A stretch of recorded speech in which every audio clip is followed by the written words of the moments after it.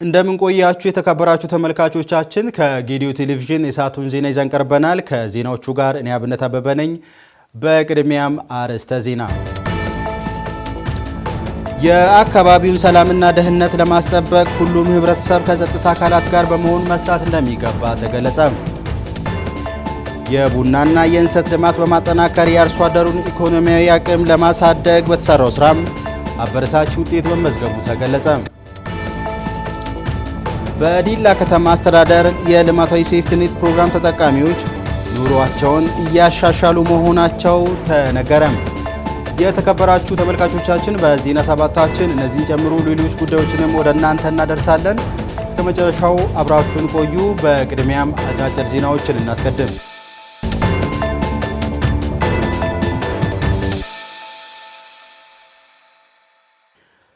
በክልሉ በዘንድሮ ዓመት እስካሁን ከ20,000 ቶን በላይ ማር መመረቱ ተገለጸ። የዘንድሮ ዓለም አቀፍ የንብ ቀን በዓለም ለ9ኛ ጊዜ በሀገራችን ደግሞ ለ5ኛ ጊዜ በክልሉ ዲላ ከተማ ተከብሯል። በመድረኩ መክፈቻ ላይ ተገኝተው መልእክት ያስተላለፉት በቢሮ ኃላፊ ማዕረግ የዲላ ክላስተር ማስተባበሪያ አማካሪ ጽህፈት ቤት ኃላፊ አቶ አባየሁ ኢሳያስ በክልሉ 797,702 የንብ ቤተሰብ መደራጀቱን ገልጸው ለነዚህ 467,937 የተለያዩ አይነት ያላቸው ቀፎዎች መሰራጨታቸውን ተናግረዋል። በክልሉ ከ125 በላይ በማር ምርት የተደራጁ ኢንተርፕራይዞች በ3 ማህበራት ይገኛሉ ያሉት ኃላፊው በዘንድሮ ዓመት እስካሁን 20,019 ቶን ማር እና 1,823 ቶን ሰም መመረቱን አብራርተዋል። የማር ምርትን ለማሻሻል እንደ ክልል መጠነ ሰፊ ስራዎች የተከናወኑ እንደሚገኙ የገለጹት ኃላፊው በክልሉም 5 የንግስት ንብ ብዜት ማዕከል መኖሩን ጠቅሰው በ35 ተራራ ላይ የንብ ሀብት ልማት ስራ እየተከናወነ እንደሚገኝም ተናግረዋል። የጌዲዮ ዞን ዋና አስተዳዳሪ ዶክተር ዝናቡ ወልዴም በበኩላቸው ኢትዮጵያ በንብ ሀብት ልማት በዓለም እንደምትታወቅ አንስተው ይህንን አጠናክሮ ለመቀጠል መጠነ ሰፊ ስራዎች እየተከናወኑ እንደሚገኝም ተናግረዋል። በዞኑ በዓመት ከ3,500 እስከ 4,000 ቶን ማር እንደሚመረት የገለጹት ዋና አስተዳዳሪው ከዚህም ከ700 ሚሊዮን በላይ ሀብት ይገኛል ሲሉም አብራርተዋል። ዘርፉ በተለይ አነስተኛ መሬት ያላቸው አርሶ አደሮች ይበልጥ ተጠቃሚ እንዲሆኑም ከፍተኛ አስተዋጽኦ አለው ያሉት ዶክተር ዝናቡም በዞኑ ከ60,000 በላይ አርሶ አደሮች በዘርፉ ተሰማርተው እንደሚገኙም አመላክተዋል። በጌዲዮ ዞን ከ80,000 በላይ ሄክታር ማሳ ላይ ቡና እንደሚመረት የጠቀሱት ዋና አስተዳዳሪው ይህም ዞኑ የቡና ጣዕም ያለው ማር በማምረት በዓለም እንዲታወቅ የጎላ አስተዋጽኦ ማበርከቱንም አንስተዋል። በኢፌድሪ ግብርና ሚኒስቴር የእንስሳትና ዓሳ ሀብት ልማት መሪ ስራ አስፈጻሚ አቶ አዚዝ አያለው የመወያያ ሰነድም አቅርበዋል። የበዓሉ አከባበር እስከ ነገ እንደሚቀጥል የተገለጸ ሲሆን የተለያዩ መርሃ ግብሮች እንደሚካሄዱም ከወጣው መርሃ ግብር ለማወቅ ተችሏል ተብሏል። ዘገባው የደቡብ ኢትዮጵያ ክልል የመንግስት ኮሚኒኬሽን ነው።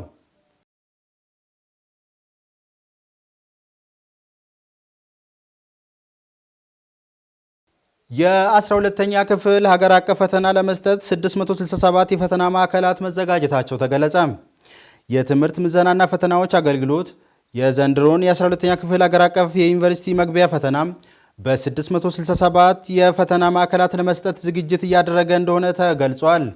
የአገልግሎቱ ዋና ዳይሬክተር ዶክተር እሽቱ ከበደ ለፋና ሚዲያ ኮርፖሬሽን እንደገለጹት የዩኒቨርሲቲ መግቢያ ፈተናን በ97 ዩኒቨርሲቲዎች እና በ570 የክልል ማዕከላት ለመስጠት ዝግጅት እየተደረገ መሆኑን ተናግረዋል። ከሰኔ 24 እስከ ሐምሌ 17 ቀን 2018 ዓ.ም ለሚሰጠው ፈተና መደበኛ ተማሪዎችን ጨምሮ በሁሉም ፕሮግራሞች በተፈጥሮ ሳይንስ 36964 እንዲሁም በማህበራዊ ሳይንስ 257255 በድምሩም 564219 ተማሪዎች መመዝገባቸውን ገልጸዋል። ፈተናውን በሙሉ አቅም በበይነ መረብ ለመስጠት ዝግጅት እየተደረገ ነው ያሉት ዋና ዳይሬክተሩም በተለያዩ ምክንያቶች ቁጥራቸው አነስተኛ የሆኑ በወረቀት የሚፈተኑ ተማሪዎች እንደሚኖሩም ጠቁመዋል።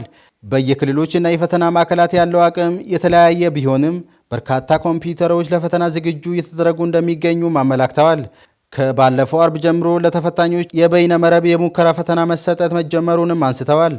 ፈተናው በ6 ዙር እንደሚሰጥና በማህበራዊ ሳይንስ በ3 ዙር በተፈጥሮ ሳይንስም ደግሞ በ3 ዙር በመሆኑም አንድ ኮምፒውተር 6 ተማሪን ያስተናግዳል ነው ያሉት። ተማሪዎች የፈተና ስርዓቱን እንዲለማመዱና ትምህርት ቤቶችና ወላጆች ለተፈታኝ ተማሪዎች አስፈላጊውን ድጋፍ እንዲያደርጉም አስገንዝቧል። ዘገባው የፋና ሚዲያ ኮርፖሬሽን ነው።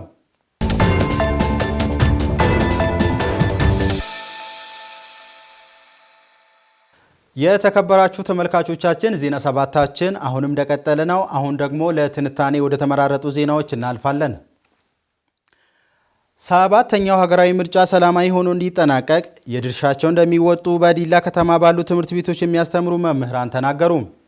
ምርጫው በራሳችን መጻኢ ዕድል የምንወስንበት በመሆኑም ቆም ብለን አስበን መወሰን አለብን ሲሉ አስተያየታቸው ለጌዲዮ ቴሌቪዥን የሰጡ መምህራን ተናግረዋል።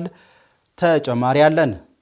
መምህር ደሳለኝ ታፈሰ፣ ወይዘሮ መሰረት ተሰማና ሌሎችም እንደተናገሩት የሰባተኛውን ሀገራዊ ምርጫ አስመልክቶ ምርጫ ቦርድ ባወጣው የጊዜ ሰሌዳ መሰረት ፓርቲዎች ያሏቸውን ፖሊሲ አማራጮች ለዜጎቻቸው ያቀረቡ መሆናቸውን በመጥቀስ የፖለቲካ ምህዳሩ ለሁሉም ፓርቲ የሰፋና ሁሉም እኩል ተሳትፎ እያደረገ እንደሆነ መታዘባቸውን ነግረውናል። እንግዲህ ለሀገራችን ለሰባተኛው ለሚታካሂደው ምርጫ እየተደረገ ያለው ቅድመ ሁኔታዎች እጅግ በጣም ጥሩ ነው ብዬ ነው የሚወስደው። በጣም ደስ ይላል። ሰርጉ ሲቃረብ ሙሽሮች ዝግጅት እንደሚያደርጉ፣ ቤተሰቦች ዝግጅት እንደሚያደርጉ ሁሉ ይሄ ምርጫ እየተሳካ እንዲሆን ሁሉም የሚመለከተው አካልም ከፍተኛ ርብርብ ዝግጅት እያደረገ ያለበት ሂደት አለ። በነጻነት ፖሊሶቻቸውን ሀሳባቸውን እሳቢያቸውን የሚያቀርቡበት ምቹ ሜዳ ነው ያለውና በዞናችንም በከተማችንም እየተመለከትን ያለነው በከተማችን እስከ 8 የሚሆኑ ተወዳዳሪ የፖለቲካ ፓርቲዎች አሉ። እነዚህ የፖለቲካ ፓርቲዎች ከምርጫ ምልክታቸው ጀምሮ በነጻነት በየአካባቢው በሚፈልጉበት ቦታ ላይ እየለጠፉ በሚዲያም ገለጻ እየሰጡ የሚሄዱበት የሚንቀሳቀሱበት ሂደቱ ነጻ የሆነ ነው ማለት ነው። እንግዲህ ሂደቱ ያው ከቅስቀሳ ጀምሮ ያለው ሂደት በጥሩ ሁኔታ እየሄደ ነው። በየተለያዩ መዋቅር ደረጃ ያሉት በየፓርቲ ተፎካካሪ ፓርቲዎች የራሳቸውን የምርጫ ምልክቶችን ይዘው እንግዲህ በየተቋማቱ በየከተማው የሚያደርጉት እንቅስቃሴ በጥሩ ሁኔታ እየሄደ ነው የሚል ሀሳብ አለ። ማንንም ኢግኖር አላደረገም። ምርጫ ቦርዱ ለሁሉም ያቀርባል። ግን ያው የራሱን ማኒፌስቶ ሲያቀርብ ህዝቡ በዛው በኩል መምረጥ ያለበትን ማን እንደሚመርጥ ህዝቡ የራሱን ግምት አስቀምጧል። በሚያየው በሚዲያም ሆነ ባለው ነባራዊ ሁኔታ ከህዝብ የተደበቀ ነገር ስለሌለ ህዝቡ የራሱን ፍላጎት የራሱን የሚመርጠውን በነጻነት በፍትሃዊነት በዲሞክራሲ ለመምረጥ ዝግጅት እያደረገ እንዳለ ሜዳው በርግጥ የትኛውም ሪስትሪክት አላደረገም። ማንንም ሀሳብ ብሎክ አላደረገም። ምርጫ ቦርዱ ያደረገው ሰፊ ሜዳ በመስጠቱ በጣም ታዝቤያለሁ። ደስተኛ ነኝ እንደ በበኩሌ። ፓርቲዎች የሚያመጧቸው አማራጭ ሀሳቦች ሀገርን የሚያጸኑ እንዲሁም አንድነቷን የሚጠብቁ መሆን አለባቸው ያሉት መምህራኑም መራጩ ህዝብም ከዚህ አንጻር ነገሮችን ማጤን እንዳለበትም አሳስበዋል። ባቀረቡት ሀሳብ ወይ ፖሊሶቻቸውን በሚያቀርቡበት ስናይ ሀገርን ያሻግራል ወይ ያሻግርም እንግዲህ ያ የህዝቡ እይታ ነው፣ የህዝቡ አመለካከት ነው። ይሄ ፓርቲ ለኔ ይጠቅማል፣ ይሄ ፓርቲ ለኔ ይሰራልኛል፣ የኔን ጥያቄ ይመልሳል በሚል ተፎካካሪ ፓርቲዎች ሁሉም የራሳቸውን አላማ ይዘው ስለቀረቡ እንግዲህ አያሸንፉ ከምርጫው በኋላ የምናየው ይሆናል። እንግዲህ አሁን ሀገሬ በየትኛው ደረጃ ነው ያለችው፣ ወደፊት ምን ይጠብቃታል የሚለውን ነገር በአግባቡ በተረጋጋ መንገድ በማየት መወሰን ያለብኝም እንደሆነ ነው የሚሰማኝ። ስለዚህ ምርጫው ትልቅ ጉዳይ የምንወስንበት ነው፣ ሀገር የምንገነባበት ነው፣ ሀገር የምንመሰርትበት ትልቅ ጉዳይ ፖለቲካዊ ጉዳይ እንደመሆኑ መጠን እጅግ የተረጋጋ ሰላማዊ እንዲሆን የሁላችንም ተሳትፎ የሁላችንም ርብርብ እጅጉን ወሳኝና መሰረታዊ ነው ብዬ እገነዘባለሁ። ለሀገር ያለንን ፍቅር የምናሳየው አንዱ በሀገር ጉዳይ የነቃ ተሳትፎ በማድረግ እንደሆነ የተናገሩት መምህራኑም ለእያንዳንዱ ውሳኔያችን ኃላፊነትን መውሰድ ይገባናል ሲሉም ገልጸዋል። ሀገር የምታድገው በዜጎቿ አማካኝነት ነው። በኤሌመንቶች አሉ በሀገር ደረጃ። እኛ እንደ መምህር 7ኛ ክፍል ሲቲዝንሺፕ መምህር እንደመሆነ መጠን የሆኑ መንግስትና ሀገር የሚል ልዩነቶችን ዲፍረንስና ሲሚላሪቲ ስናስተምር ለተማሪ በሚገባ መልኩ የምናስተምራቸው ኮሜንቶች አሉ፣ ነገሮች አሉ። እሱም ሀገር ፐርማነንት ነው፣ ቴምፖራሪ አይደለም። ገቨርንመንት ደግሞ በየጊዜው ጀስት ይሻሻላል፣ በየጊዜው ይለዋወጣል፣ ይቀያየራል። ህዝቡ በሚፈልገው መልኩ ሳይሆን ባለው ፖሊሲ። ነገር ግን ለሀገርን ማሻገር የሚችለው ያ ገቨርንመንት ነው።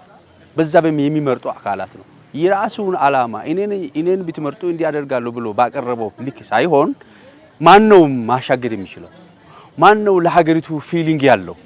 ማነው የራሱ ሉዓላዊነት የራሱ ስራ ትቶ ለሀገር ለዜጋ የሚታገል ለሀገር ለማሻገር ጥረት የሚያደርገው? በየትኛው ፖሊሲ ቢካሄድ ነው የትኛው ቢቀበል ነው የሚለውን እያቀረበ ባለው መልኩ ሰውም ዜጋውም ያንን ለይቶ የራሱን አቋም አስቀምጦ መቀጠል አለበት። ምርጫው ሰላማዊና ተአማኒ ሆኖ እንዲጠናቀቅ የድርሻቸውን እንደሚወጡ በመጥቀስ ከምርጫው በኋላ ከሚመሰረት መንግስት ጋር የተረጋጋችና የበለጸገች እንዲሁም ለዓለም ሕዝብ ተምሳሌት የሆነችን ኢትዮጵያ ማየት እንደሚሹም ምኞታቸውን ገልጸዋል። ምርጫው ያው ፍትሃዊ እንዲሆን ሰላማዊ እንዲሆን ያለ ምንም ጫና እከሌን ምረጥ እከሌን አስቀምጥ ስለተባለ ጫና እንደዚህ የተፈጠረ ሳይሆን ሰው ዜጋው በፍላጎት የሚመርጠውን አውቆ በነቂስ ወጥቶ ይመርጦ ሀገርን የሚያሸጋግረውን ፓርቲ ማን መሆኑን ስለሚያውቅ እኔም በበኩሌ እንዳወቅኩት ያሸጋግራል ብሎ የሚያምነውን በነጻነት በዲሞክራሲ በፍትሃዊነት ቢመረጥ በጣም ደስተኛ ነኝ። እኛ ሴቶች ሁላችንም ዜጎች ሰላማዊ በሆነ መንገድ ካርዳችን የተሰጠንን እድል በመጠቀም በተለይ ህፃናት ነው እኛ ያዝነው። በተለይ መምህራንና ርዕሰ መምህራን ከወላጆች በላይ እኛ እጅ ላይ ነው እነዚህ ተማሪዎች አሉት። ከምርጫም በኋላ በተሰባው ውጤት የለም እያልን ነው። ተማሪዎቻችን እየወደቁ ያለው በአግባቡ ሳይማሩ በተለያዩ ነገሮች ሊሆን ስለሚችል ቢያንስ ምርጫውን ከተመረጠ በኋላ ዜጎቻችን ወደ መማር ማስተማር በአግባቡ ተመልሰን ፈተናዎች አሉ ውጤቱን የምናጭድበት ሰዓት ነው። ኢንትራንሶች አሉ ሚኒስትሪዎች አሉ። እነዚህ ነገሮች ውጤት ሊያመጡልን የሚችለው ከኋላ እኛ ቀድመን በዛ ሰዓት የምንሰጠው ነገር ለልጆች ለከፍተኛ ተጽዕኖ እንዳያመጣ እባካችሁ ሁላችንም በሰላም ሁኔታ በሰላም ካርዶቻችን ሰጥተን የሚሰጠውን ውሳኔ ያሸነፈውንም ያው ማንም ያሸንፍ ያው ካርዱ ስለሚወስድ በሰላማዊ መንገድ ተቀብለን እችን ምንፈልጋትን ኢትዮጵያ ወደ አፍሪካ የተባለችው ወደ ዓለም ተምሳሌት እንድትቀየር ሁላችንም እንድንተባበር አደራ ጭምረላለሁ። ወጣት ይመርጣል ሀገር ይጸናል በሚል መሪ ሀሳብ በይርጋ ጨፌ ከተማ በወጣቶች ክንፍ የቅስቀሳ መድረክ ተካሄደ። ሰባተኛውን ሀገራዊ ምርጫ ምክንያት በማድረግ የጌዲዮ ዞን ብልጽግና ፓርቲ ቅርንጫፍ ጽህፈት ቤት ወጣት ይመርጣል ሀገር ይጸናል በሚል መሪ ሀሳብ በይርጋ ጨፌ ከተማ ወጣቶች ክንፍ አማካኝነት ከተማዊ የቅስቀሳ መድረክ ተካሂዷል። ብሌን ተገኔ ተጨማሪ አላት። ሰባተኛው ሀገራዊ ምርጫ በዲሞክራሲ ስርዓት ለማስኬድ እንዲሁም ኢትዮጵያ በጀመረችው የለውጥ ጉዞ ውስጥ ያስመዘገበቻቸውን ውጤቶች ለማስቀጠል ከመቼውም ጊዜ በላይ የወጣቶች ተሳትፎ አስፈላጊ ነውም ተብሏል። የይርጋ ጨፌ ከተማ የወጣቶች ክንፍ ኃላፊ አቶ ተካልኝ ንጋቱ በበኩላቸው የእንኳን ደህና መጣችሁ መልእክታቸውን አስተላልፈው ብልጽግና ፓርቲን በመምረጥ ወጣቶች ለልማትና ለለውጥ ቁርጠኛ በመሆን የተጀመሩ ሜጋ ፕሮጀክቶች ላይ መሳተፍ እንዳለባቸውም አሳስበዋል። ብልጽግና ፓርቲ ካላቸው አባላት መካከል አንዱ ወጣት ነው። ወጣቱ በሀገር ኢኮኖሚ በሀገር ፖለቲካ ባለበት ሆኖ እንዲሳተፍ ከማድረግ አኳያ ብልጽግና ፓርቲ ሰፊ ሚና ተጫውቷል። የይርጋ ጨፌ ከተማ ከንቲባ አቶ ብዛየው ታደሰም እንዳሉት ወጣቶች ሀገር የመገንባትና የመስራት አቅም እንዳላቸው ጠቅሰው ምርጫው ፍጹም ሰላማዊና ዴሞክራሲያዊ የሰፈነበት ለማድረግ ወጣቶች ቅንጅት በመፍጠር መስራት እንደሚገባቸውም ገልጸዋል። ኃላፊውም አክለውም ፓርቲው ብልጽግና ለወጣቶች የስራ ዕድል በመፍጠር ወጣቶችን ለማገዝና በማበረታታት የተለያዩ ሰው ተኮር የልማት ስራዎችን መስራቱን ጠቅሰው በምርጫ ወቅትም የወጣቶች ሚና የጎላ እንደሚሆን ይጠበቃልም ብለዋል። እዛ ላይ ሲያልቅ ታውታላችሁ ብዙ መዝናኛዎች አሉ። ለብዙ ወገኖች ስራ ዕድል የሚፈጠርበትን ዕድል ምቹ ሁኔታ የሚፈጠርበትን ሁኔታ ታቅዶ እየተሰራ ነው። በዚህ ስራ ላይም የእናንተ አስተያየት ተሳትፎ ወሳኝ ስለሆነ በዚህ አጋጣሚ አደራ ለማለት ፈልጋለሁ። የጌዲዮ ዞን ብልጽግና ፓርቲ ቅርንጫፍ ጽህፈት ቤት ኃላፊ ኢንጂነር ተመስገን ጥላውን በበኩላቸው በዞኑ በፓርቲ አማካኝነት በርካታ ስራዎች መሰራታቸውን ጠቁሞ በተለይ ወጣቶች ከስራ አጥነት በማውጣት ከተረጅነት ወደ ምርታማነት ለማሳደግ ወጣቶች ላይ ብዙ ስራዎች መስራት ችለናልም ብለዋል። ውድ ወንድሞቼ ለእናንተ ያለኝ መልእክት ለወጣቶች ያለኝ መልእክት ዲጂታል ኢትዮጵያ ቀላል ነገር አይደለም። በዚህ ተጠቃሚ ልትሆኑ ይገባል። ስልካችን ብዙ ስራ የምንሰራበት ነው። አሁን ስልክ ብቻ አይደለም፣ ለጥሪ ብቻ አይደለም፣ ለፌስቡክ ብቻ አይደለም፣ ለቴሌግራም ብቻ አይደለም። ዲጂታል ኢኮኖሚን በእውኑ ተጠቅመን በዚህ ኢኮኖሚ ተጠቃሚነትን ለማረጋገጥ እንሰራለን። ወጣቶች ከብልጽግና ፓርቲ ጋር እጅ ለእጅ ተያይዘው ወደፊት በመሻገር የተጀመረውን የለውጥ ጉዞ በመደገፍ ረገድ ተሳትፏቸውን ሊያሳዩ ይገባል ሲሉ የመድረኩ ተሳታፊ ወጣቶችም ተናግረዋል። የወጣቱ ተሳትፎ ሀገራችን ያው በሰላሙ ዘርፍ ሰላሙን ከማስጠበቅም አኳያ የሰላም ባለቤትም ወጣቱ ነው፣ የልማት ባለቤትም ወጣቱ ነው። የሁሉም ነገር ወጣት ስለሆነ ወጣቶች ለሰባተኛው ሀገራዊ ምርጫ ድጋፋቸውን እንዲሰጡ በማለት ይሄንን እናበቃለን። እንግዲህ ወጣት የሀገር አስፈላጊ የህብረተሰቡ አንዱ ክፍል እንደመሆኑ መጠን በተለይ ሀገራዊ ጉዳዮች ላይ የመወሰን መብቱን ለምሳሌ ይሆነኛል፣ ይበጀኛል፣ ይጠቅመኛል የሚለውን መንግስት ከመመስረት ጀምሮ ከዚህ ጋር ተያይዞ ደግሞ ሊጠቀሱ የሚችሉ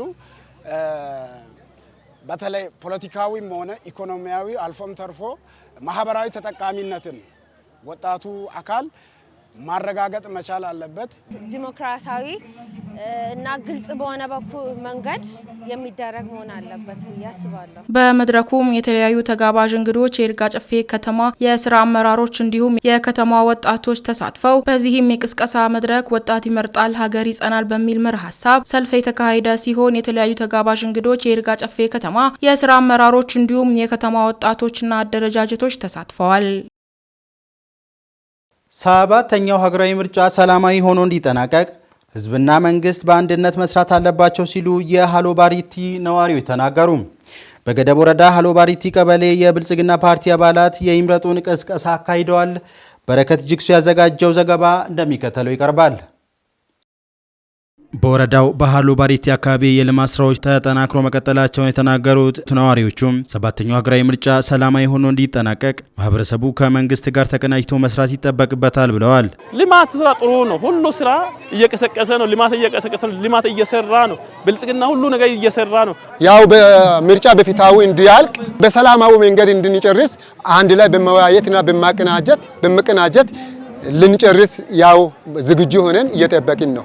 ምርጫ ሰላማዊ እንዲሆን ወጣቶችም ማህበረሰቡ አጠቃላይ ከመንግስት ጋር ተቀናጅቶ መስራት ይጠበቅበታል። አሁን ግንቦት 24 ላይ የሚካሄደው ምርጫ በሰላም እንዲጠናቀቅ መንግስት ህብረተሰብ አጠቃላይ ከወጣቶችም የሚያስፈልገውን ነገር ሁሉ ከመንግስት ጋር በመቀናጀት ስራ መስራት እየሰራን እንገኛለን። የገደብ ወረዳ ብልጽግና ፓርቲ ቅርንጫፍ ጽህፈት ቤት ኃላፊ አቶ ከበደ ገራም የምርጫ ስርዓቱንና ደንቡን በጠበቀ መልኩ በወረዳው በሚገኙ በሁሉም ቀበሌያት ሰባተኛ ሀገራዊ ምርጫን አስመልክቶ ከፍተኛ መነቃቃት መኖሩን ተናግረው ብልጽግና ፓርቲ ባለፉት ዓመታት ኢኮኖሚን ከማሳደግ እንዲሁም ፖለቲካን ከማረጋጋት አንጻር በማህበራዊ ዘርፍም ህዝቡ አመስጋኝ የሚሆንበትን በርካታ ተግባራት ስለማከናወኑም ተናግረዋል።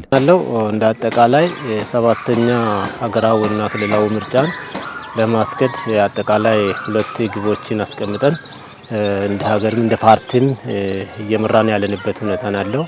ምርጫው ሰላማዊ፣ ፍትሃዊ፣ ዲሞክራሲያዊና ተግባሩን እያከናወን እንገኛለን። ምርጫ ቦርድ ባወጣ የጊዜ ሰሌዳ መሰረት በሁሉም ቀበሌያት በወጣቶችም ሆነ በሴቶች ሰፊ ስራዎች ስለመሰራታቸው ገልጸው ፓርቲው ሀገርን መምራት ከጀመረ ወዲህ በመልካም አስተዳደርና ሰላምን በማስፈን ተግባር ላይ እንዲሁም አርሶ አደሩ ያመረተውን ምርት በአግባቡ እንዲሰበስብ ማስቻሉንና ዘርፈ ብዙ ስራዎች መሰራታቸውን የገደብ ወረዳ ዋና አስተዳዳሪ አቶ ሲሳይ ታደሰ አብራርተዋል። በወረዳው በዶሮ፣ በወተት፣ በንብ ማነብ ተግባር እንዲሁም ጤና ኬላዎችን በማስፋፋት ተግባር የተሻሉ ተግባራት ስለመከናወናቸው ገልጸው የልማት ትሩፋት ስራዎችን አጠናክረው ስለመቀጠላቸውም ኃላፊው አክለዋል። ፓርቲው ያው ከተመሰረተ የ7 ዓመት ዕድሜ ቢይዝም በዚህ 7 ዓመት ላይ ዘርፈ ብዙ ስራዎች እየሰሩ ነው አሉ።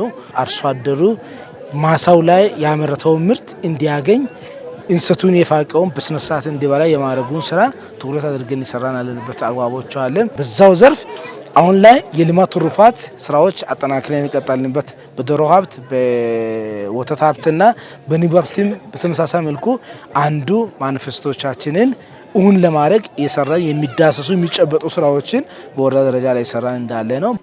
ለወጣቶች ገጠር ስራ እድል ፈጠራ ላይ ብዙ ገንዘቦች ነው ዘንድሮም ከ3800 በላይ ወጣቶች ለይተን ወደ 94 ማህበራት ለማደራጀት ካሰብ ነው ብዙ ማህበራትን አደራጅተን ስምር ሰርተናል። ኖርማል መደበኛ ስራዎች ላይ በመንግስትም በፕሮግራምም ባገኘ ነው። የለውጡ መንግስት ከመምጣቱ በፊት የውስጥ አንድነትና ትስስር አለመኖሩ የመልማት አቅምን ያነሰ እንዲሆን አድርጎት እንደነበር የተናገሩት የጌዴኦ ዞን ሴቶችና ማህበራዊ ጉዳዮች መምሪያ ኃላፊ ወይዘሮ ፍሬነሽ አየለ ፓርቲው ስራ ከጀመረ ወዲህ በራስ እይታ፣ በራስ ባህል፣ በራስ አንድነት ዜጎች ችግራቸውን እንዲፈቱ እድል ሰጥቷል ብለዋል። የለውጡ መንግስት ከመምጣቱ በፊት የነበረው እይታና አስተሳሰብ በውስጥ ከቀበሌ እስከ ዞን ድረስ በውስጥ አንድነት በውስጥ ትስስር የሌለ የመልማት አቅም በጣም ያነሰ አብሮ ማደግ አብሮ መስተሳሰር የሌለበት እርስ በርስ የአመራሩ ማሃድ የህዝቡም ትስስር እጅግ በጣም የላሸቀና ትኩረት የሚሻ እንደነበረ በማህበረሰቡ በርካታ የልማት ጥያቄዎች ሲያነሱ የነበረና እጅግ በጣም ፊት ያለውም አመራር እየተጎሳቆለ የሚመራበት ወቅት እንደነበረ የሚያሳይ ሲሆን የለውጡ መንግስት ብልጽግና ፓርቲ ሀገሪቱን ተቆጣጥሮ በሪፎርም ማስተዳደር ከጀመረ ወዲህ ደግሞ በውስጥ የነበሩ መሻረኮችን በራስ እይታ፣ በራስ ባህል፣ በራስ አንድነት ለመፍታት እድል የሰጠ ለዚህም የለውጡ መንግስት እንደ ትላንትናው በራስ መክሮ በራስ አንድነት ፈጥሮ መሄድ ላይ እድል የሰጠ ነው ማለት ነው። በመጨረሻም የሃሎ ባሪቲ ቀበሌ የሀገር ሽማግሌዎች፣ የሃይማኖት አባቶች፣ ወጣቶችና የአካባቢ ነዋሪዎች አደባባይ በመውጣት 7ኛው ሀገራዊ ምርጫ ሰላማዊ በሆነ መልኩ ለማሳካት ያላቸውን ቁርጠኝነት አሳይተዋል። የአካባቢውን ሰላምና ደህንነት ለማስቀጠል ሁሉም ህብረተሰብ ከጸጥታ አካላት ጋር በመሆን መስራት እንደሚገባ ተገለጸ። ይህ የተገለጸው በወናጎ ወረዳ ሰላምና ጸጥታ ምክር ቤት የ2018 ዓ.ም 3ኛ ዙር የጸጥታ ምክር ቤት ጉባኤና የ90 ቀናት ወቅታዊ የጸጥታ ስራዎች ንቅናቄ መድረክ በተካሄደበት ወቅት ነው። ሴኒያ መሐመድ ተጨማሪ አላት። በዞኑ የወናጎ ወረዳ ጸጥታ ምክር ቤት ባካሄደው መደበኛ ስብሰባ በወረዳው ያለውን በወቅታዊ የጸጥታ ሁኔታ ከባለድርሻ አካላት ጋር በመወያየት ለቀጣይ የሰላም ማስከበር ስራዎች የሚረዱ አቅጣጫዎችን አስቀምጧል። መድረኩን ያስጀመሩት የወናጎ ወረዳ ዋና አስተዳዳሪ አቶ ወርቅነህ ጋሹ እንደገለጹት እንደ ሀገር ብሎም እንደ ዞን ሁሉም ህብረተሰብ ሰላምን የማስጠበቅ ኃላፊነት እንዳለበት ገልጸው የጸጥታው ምክር ቤት በሰላም ጉዳይ የተለያዩ ህጎችን በማውጣት ወረዳው ውስጥ ያለውን ሰላም በዘላቂነት ማስቀጠል እንደሚገባም አመላክተዋል። እንግዲህ ይህ ምክር ቤት ከክልል ጀምሮ እስከ ታችኛው እስከ ቀበሌ መዋቅር ድረስ በሰላም ጉዳይ ላይ የሚነጋገር ሰላምን የሚያደፈርሱ ጉዳዮችን በመለየት ማስተካከያ ለማድረግና ፍጹም ሰላማዊ አካባቢ እንዲሆን የሚሰራ ምክር ቤት ነው። ይህ ምክር ቤት ከዚህ በፊትም የተለያዩ ስራዎችን እየሰራ መጥቷል። በተለይም ከታች ጀምሮ ከቀበሌ ጀምሮ ቀበሌያቶች ሰላማዊ እንዲሆኑ የቀበሌ ምክር ቤቶችን የማጠናከር ስራ ተሰርቷል።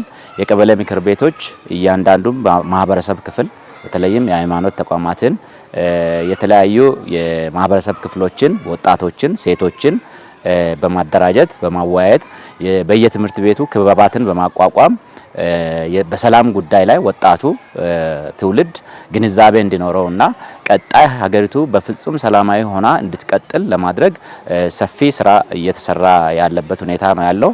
የወናጎ ወረዳ ሰላምና ጸጥታ ጽሕፈት ቤት ኃላፊ አቶ ዮሴፍ ተፈሪ የወረዳው ጸጥታ ምክር ቤት ከባለድርሻ አካላት ጋር በመሆን ያለውን አንጻራዊ ሰላም ለማስቀጠል ታስቦ የተለያዩ ውሳኔዎች መወሰናቸውን ተናግረዋል። በመድረኩ ዋና የተነሱ ሀሳቦች አብዛኛ ከ18ቱም ቀበሌ አንደኛው ያለውን አንጻራዊ ሰላም ጠብቆን ለማስቀጠል፣ ሁለተኛ ደግሞ የሰላምን የሚጎዱ ነገሮችን ለመከላከል እንዲሁም ደግሞ በአብዛኛው ከገበያ ጋር ተያይዞ ባሉ ነገሮች ከጧቱ 4 ሰዓት ጀምሮ እስከ ምሽቱ 1 ሰዓት ብቻ እንዲሆን ምክር ቤቱ የጸጥታ ምክር ቤቱ ወስኗል። እንዲሁም ደግሞ ከሌቦች ጋር ተያይዞ ከአጥፊዎች ጋር ተያይዞ ባሉ ነገሮች ላይ ምክር ቤቱ በደንብ ጸጥታ አካሉን በደንብ መስራት እንዳለበት ምክር ቤቱ ዛሬ ወስኗል። እንዲሁም ከመጠጥ ጋር ተያይዞ በየትኛውም አካባቢ ጎጂ የሆኑ ነገሮች መቆም እንዳለበት ዛሬ በይፋ ምክር ቤቱ ወስኖ ለህዝቡ መልእክቱን እንደሚያስተላልፍ ዛሬ አጽድቋል ማለት ነው። የወናጎ ወረዳ ፖሊስ አዛዥ ኢንስፔክተር መሰለ ወንዱ እንዳሉት ከጸጥታ ምክር ቤት ጋር በመሆን ህብረተሰቡ በሰላም ወጥቶ በሰላም እንዲገባ እየተሰራ መሆኑን ተናግረው የሰላም ባለቤት ህብረተሰቡ እንደመሆኑ መጠን በጋራ በመቀናጀት እየተሰራ መሆኑን ገልጸዋል። ሰላምን በሚመለከት የሰላሙ ባለቤት ህዝብ በመሆኑ ህዝቡ በሰላም ወጥቶ በሰላም እንዲገባ ህብረተሰቡ ከጸጥታ ኃይሉ ጋር በመሆን የወንጀል ተግባራቶች እንዳይፈጸሙ ከፍተኛ ሚና እንዳለውና ሰላም በሌለበት ምንም አይነት ልማት እንደሌለ ሰዎች በሰላም ወጥተው በሰላም መግባት የሚችሉበት መንገድ እጅግ አስቸጋሪ ሊሆን ስለሚችል እንደዚህ አይነት ችግሮች ደግሞ እንዳይፈጠሩ ከሚመለከተው ጋር ከሶስቱ ባለድርሻ አካላት ጋር ሰላምና ጸጥታ ጽሕፈት ቤት፣ ሚሊሻ ጽሕፈት ቤትና ፖሊስ አብሮ በመሆን ትልቁን ኃላፊነት ተቀብሎ እየተሰራ እና ስራዎቹን እየሰራ እንደሆነ ይሄም ደግሞ ውጤት ያመጣበት እንደሆነ ነው የሚያሳስበው። የመድረኩ ተሳታፊዎች በበኩላቸው የወረዳው ጸጥታ ምክር ቤት ዜጎች በሰላም ወጥተው እንዲገቡ ለማድረግ እንደሚሰሩ አንስተው የጸጥታው ምክር ቤት መቋቋም በሰላም ጉዳይ ከፍተኛ አስተዋጽኦ እያበረከተ እንደሆነም ገልጸዋል። የጸጥታ ምክር ቤት በወረዳችን ዜጎች በሰላም ወጥቶ በሰላም እንዲገባ ጸጥታው ሁሉንም ዜጋ ስለሚመለከት የአንድ ጸጥታ አካል የሚሊሻ ወይ ፖሊስ ብቻ ሳይሆን ሁሉም በትብብር ራሱን በራሱ ከወንጀል የሚከላከልበት ባለጌዎች፣ ቀማኞች በየአካባቢ በየቀበሌ ሌላ ተግባር እንዳይፈጽሙ ራሳቸውን በራሳቸው ተከላክለው ለሕግ አካል የሚያመለክቱበት አንደኛ የጸጥታ ምክር ቤት አባላት ከየቀበሌ በወረዳ ደረጃ የተዋቀረ ያለ እያንዳንዱ ግለሰብ ማናቸውንም መጥፎ ተግባር ፈጻሚዎችን አሳልፎ መስጠት አለበት። ዜጋው በሰላም ወጥቶ ወደ ቤት መግባት አለበት። እነኚህ ነገሮች ናቸው ከዜጋ የሚጠበቁ አለበት፣ ከግለሰቦች የሚጠበቅ አለበት። የጸጥታ ምክር ቤት መቋቋም ብዙ ጥቅሜታ አለው ብዬ ነው እንደራሴ የሚያስበው። ህብረተሰቡ በሰላም ወጥቶ በሰላም እየገባ ነው። ገበያ ሰዓት እላፊ ገበያ የሚወጡትን ገበያ ሁሉ ተቆጣጥረን እስከ 12 ሰዓት በቀን ወጥቶ ቀን እንዲገቡ እያደረግን እና የመጠጥ ቤት ሰዓት እላፊ የሚሸጡትን ሁሉ በምክር ቤቱ አስወስነን ከጸጥታ ምክር ቤት ጋር በሚሆን እየዞርን እያዘጋን በዚህ ሁኔታ አሁን ህዝቡ በሰላም ወጥቶ በሰላም እየገባ ነው።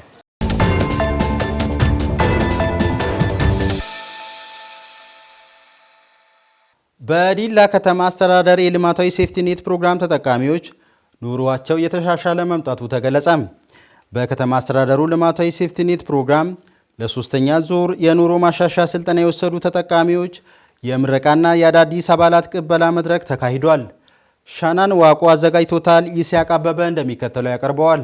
በመድረኩ የተገኙት የዲላ ከተማ ከንቲባ ዶክተር መስፍን ደሚሴ እንደተናገሩት መንግስት ለዜጎች ምቹ ሁኔታን እየፈጠረ መሆኑን በማንሳት ከተረጅነት ለመውጣት ተቀናጅተን በመስራትና በአንድነት ሀገራችንን ማበልጸግ እንደሚቻል ገልጸዋል። የመደመር መንግስት ድህነትን ለመቀነስ ይሰራል ያሉት ከንቲባው እንደ ዲላ ከተማ አስተዳደር ከፍተኛ ትኩረት ተሰጥቶ እየተሰራ መሆኑን ገልጸዋል። የመደመር መንግስት የኛ መንግስት የእናንተ መንግስት የእያንዳንዱ ቤት ውስጥ ያለውን ድህነትንና ኋላ ቀርነትን ለማስቀረት ከፍተኛ ትኩረት ሰጥቶ እየሰራ ያለው መንግስት ነው።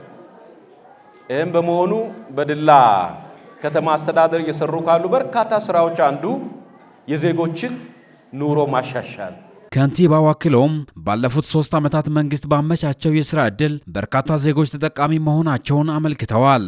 ለ3 ዓመት እንደ መንግስት ሴፍቲኔት ከተጀመረ በኋላ ዲላ ከተማ አስተዳደር ተጠቃሚ የሆነው ከ21900 በላይ የሚሆኑ ዜጎቻችን የዚህ ፕሮግራም ተጠቃሚ ሲሆኑ ከዓለም ባንክና ከተለያዩ ተቋማቶች ጋር መንግስት በመቀናጀት የስራ ዕድል ለመፍጠር ጥረት አድርጓል። በዚህም እዚህ ቤት ያላችሁ ዛሬ ከ1665 በላይ የምትሆኑ የዚህ ፕሮግራም ተጠቃሚ ሆናችሁ ኑሯችሁ ልጆቻችሁም የዚህ ፕሮግራም ተጠቃሚ ሆኖ እንዲሻሻሉ ከፍተኛ ጥረት አድርጓል ማለት ነው።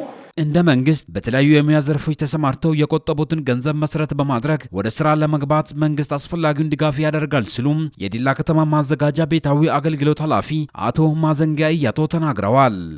ወደ መደበኛ ስራ በተሻለ ካፒታል ለሚገቡ ለሴፍቲኔት ተጠቃሚዎች በራሳችን በማዘጋጃ ቤት እያስገነባናቸው ያሉ ሼዶች አሉ። ስለዚህ በተሻለ ካፒታል ወደ ተሻለ ስራ ተደራጅታችሁ የምትገቡ ተጠቃሚዎችን ወይም አንቀሳቃሽ ካሁን በኋላ አንቀሳቃሽ የምትሆኑ ተጠቃሚዎችን ወደዛ በማግባት በዘላቂነት ኑሯችሁ እንዲሻሻል በሚደረገው ጥረት ሁሉ ማለት ነው ከጎናችሁ እንደ ማዘጋጃ ቤት ከጎናችሁ እንደምንሆን ለመግለጽ እየወደድኩኝ እንኳን ለዛሬ ቀን በቃችሁ ለማለት ይወዳለሁ። የዲላ ከተማ ስራና ክህሎት መምሪያ በተለያዩ ዘርፎች ዜጎችን አደራጅተው የስራ ዕድልን በመፍጠር እንዲሁም የተለያዩ ስልጠናን በማዘጋጀት ከተረጅነት እንዲላቀቁ በርካታ ስራዎችን እንደሚሰራም አቶ ማዘንጊያ ገልጸዋል። የዲላ ከተማ ኢንተርፕራይዝ ልማት መምሪያ ኃላፊ አለ። በቀጣይ እናንተን ተረክበው በምትፈልጉት በሚመጥናችሁ አቅማችሁ በሚችሉት ስራ መስኮች አደራጅቶ በዚህ በልማታዊ ሴፍቲኔት ያሳያችሁትን ምርታማነት በዚህ በልማታዊ ሴፍቲኔት ያዳበራችሁትን የክህሎት የተለያዩ ስልጠናዎች መሰረት በማድረግ ወደ መደበኛ የስራ ዓለማችሁ ወደ መደበኛ የስራ እንድትገቡ የሚደረግ እንደሚሆን ለመግለጽ እወዳለሁ። አቶ ኋላሼት ለማ የዲላ ከተማ ልማታዊ ሴፍቲኔት ስራ ፕሮጀክት አስተባባሪ ሲሆኑ ስልጠናን በማዘጋጀትና የዜጎችን ኑሮ ለማሻሻል የቁጠባ ባህልን እንዲለምዱ ግንዛቤን በመስጠት ባለፉት ዓመታት በርካታ ስራ ተሰርቷል ብለዋል። ፖሊቴክኒክ ኮሌጅ ጋር በመተባበር የተለያዩ ስልጠናዎችን እንሰጣለን። የንግድ ክህሎት ስልጠናዎችን ሰጥተናል። ከነዚህ ስልጠናዎች ባሻገር ሁሉም ዜጎች በስራ ያላቸው ጥንካሬያቸው ከፍ እንዲል አድርጓል ማለት ነው። ከዛም ባሻገር የቁጠባ በከፍተኛ ሁኔታ ተቆጥቧል። ለምሳሌ ባሳለፍነው በዚህ 3 ዓመት ላይ ከ11 ሚሊዮን ብር በላይ በንግድ ባንክ በተከፈተው አካውንታቸው ላይ መቆጠብ ችሏል። አቶ ዋላሼት አክለውም ከዲላ ዩኒቨርሲቲ ጋር በመቀናጀት ልዩ ድጋፍ የሚያስፈልጋቸውን ዜጎች በመለየት በርካታ ስራዎች ተሰርተዋል በማለት በርካታ ዜጎች ወደ ስራ መግባታቸውን አብራርተዋል። ከዲላ ዩኒቨርሲቲ ጋር በመተባበር እነዚህ 1665 አባወራና እማወራዎች ምን ደረጃ ላይ ናቸው? 3 ዓመት ከኛ ጋር ቆዩ በኋላ አሁን እያስመረቀን ያለ ነው።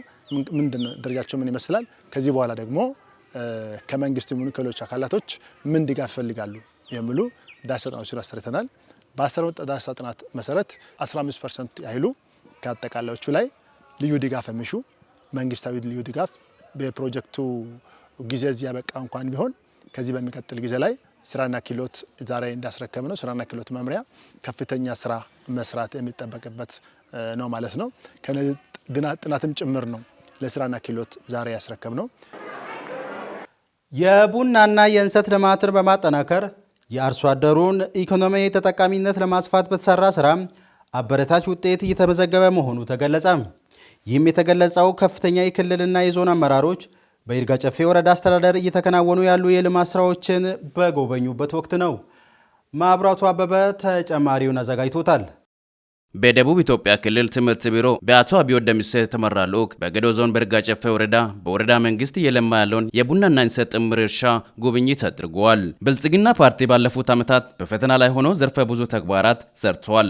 የተጀመሩ ግዙፍ የመሰረተ ልማት ስራዎች ዳር እንዲደርሱ ከፍተኛ ጥረት ተደርጓል ብለዋል።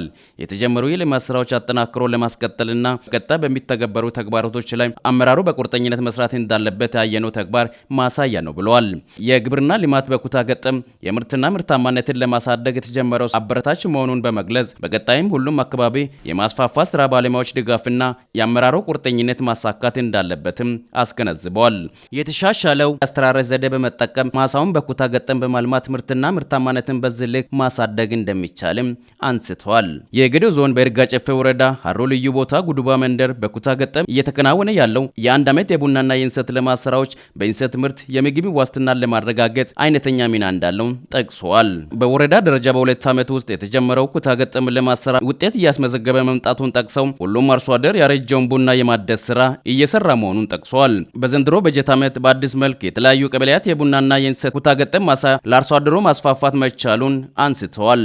ዛሬ እንግዲህ የምንገኘው በይርጋ ጨፌ ወረዳ በሀሮ ቀበሌ ልዩ ቦታ ማህበረሰባችን ጉዱባ ብሎ የሚጠራበት ነው።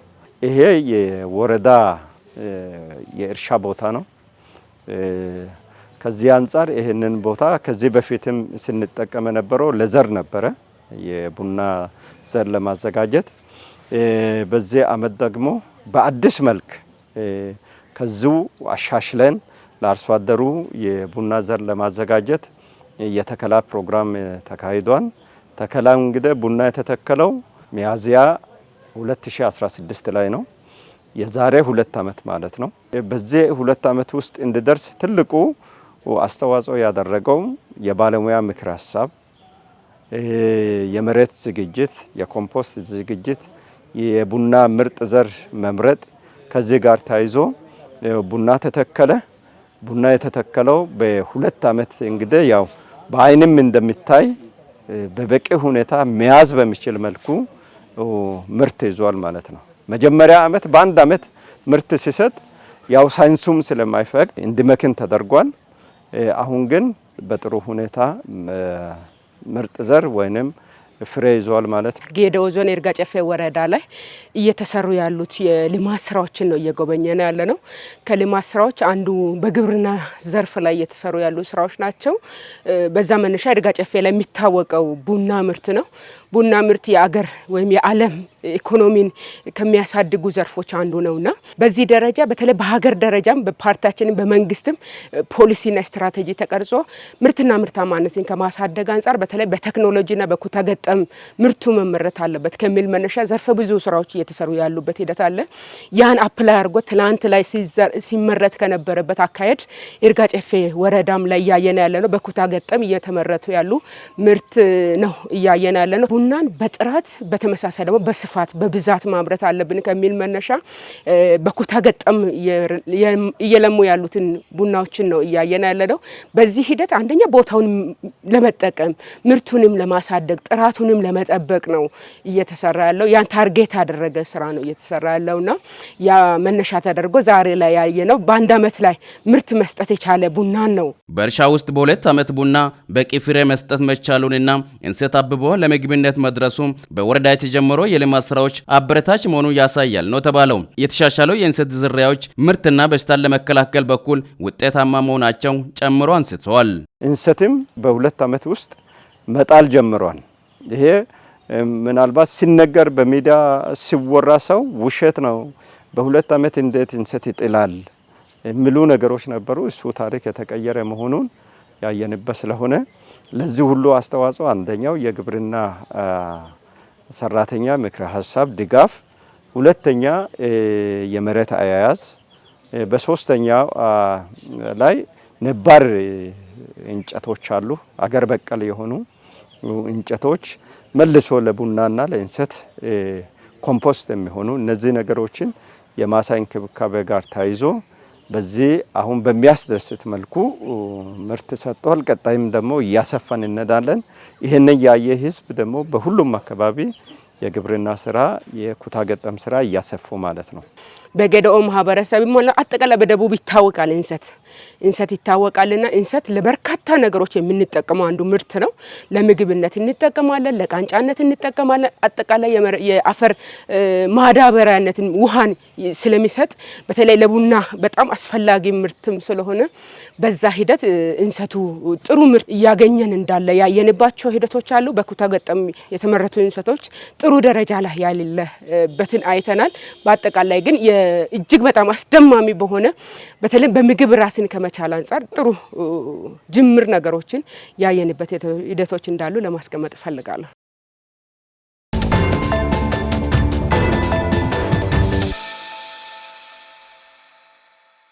ተመልካቾቻችን ዜና ሰባታችን አሁንም ቀጥሏል። አሁን ደግሞ ወደ ዓለም አቀፉ ትንታኔ ዘገባዎች እናልፋለን።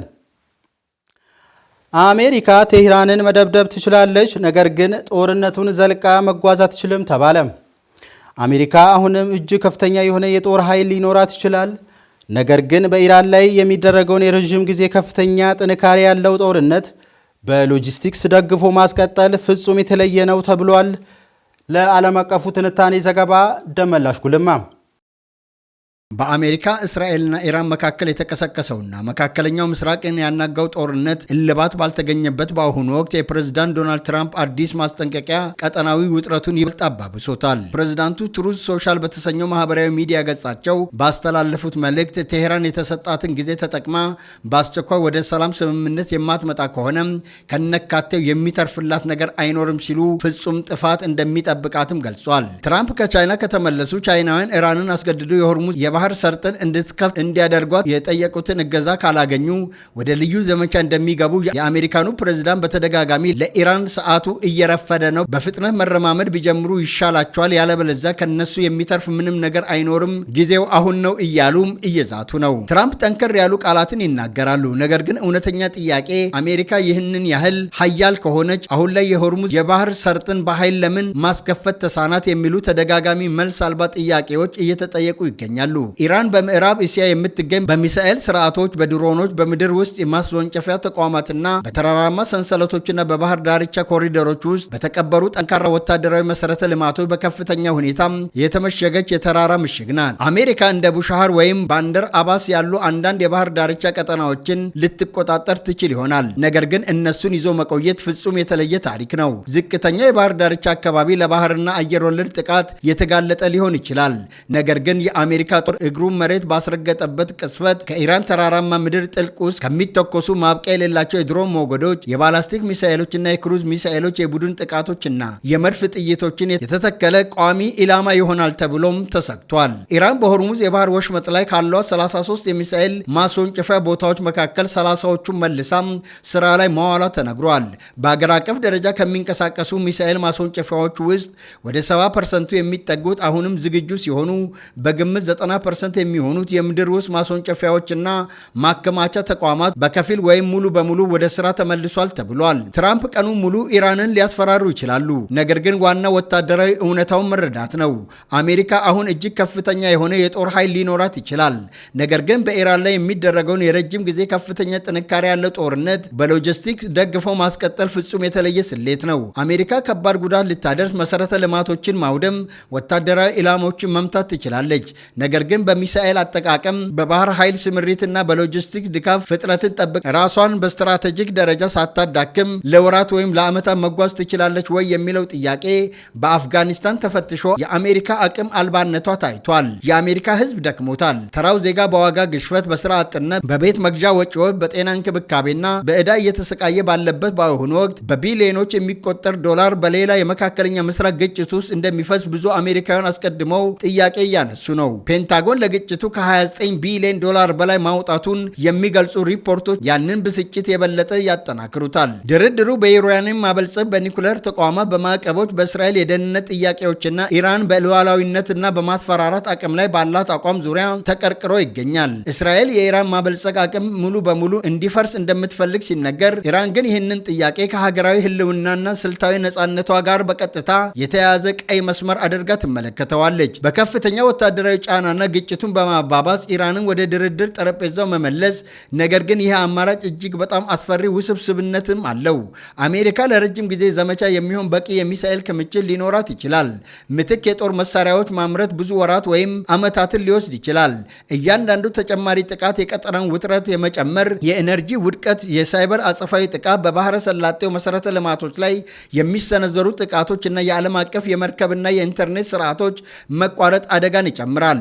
የኢራን መሰረተ ልማቶች ከወደሙ የባህረ ሰላጤ አገሮች መሰረተ ልማቶችም አብረው እንደሚወድሙ በተደጋጋሚ አስጠንቅቃለች።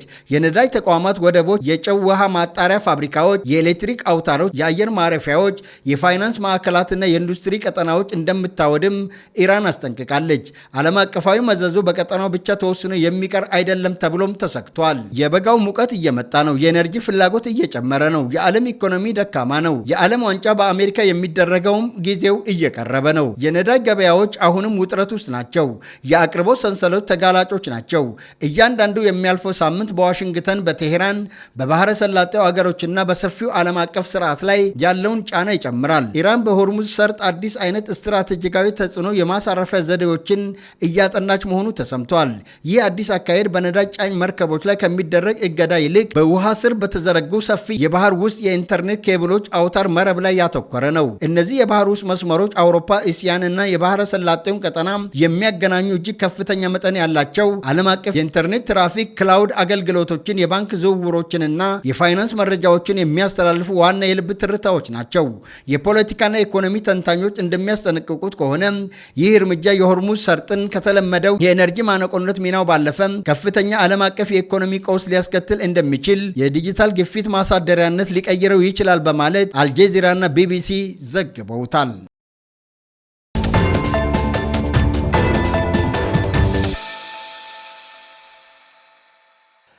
ተመልካቾቻችን ዜና ሰባታችንን ከማጠቃለላችን በፊት አቤት ዜናዎቹን በድጋሚ እናስታውሳችሁ። የአካባቢውን ሰላምና ደህንነት ለማስጠበቅ ሁሉም ህብረተሰብ ከጸጥታ አካላት ጋር በመሆን መስራት እንደሚገባ ተገለጸ። የቡናና የእንሰት ልማት በማጠናከር የአርሶ አደሩን ኢኮኖሚያዊ አቅም ለማሳደግ በተሰራው ስራም አበረታች ውጤት መመዝገቡ ተገለጸ። በዲላ ከተማ አስተዳደር የልማታዊ ሴፍቲኔት ፕሮግራም ተጠቃሚዎች ኑሯቸውን እያሻሻሉ መሆናቸው ተነገረም። የተከበራችሁ ተመልካቾቻችን በዜና ሰባታችን እነዚህን ጨምሮ ሌሎች ጉዳዮችን ወደ እናንተ ስናደርስ ቆይታ አደረግን። ቆይታውን ያደረግኩኝ እኔ አብነት አበበ ከመላ ስቱዲዮ ባለሙያዎች ጋር በጋራ በመሆን ነበር። ከቀሪ ጌዲዮ ቴሌቪዥን ፕሮግራሞች ጋር መልካም ቆይታን ተመኘን። ጤና ይስጥልን።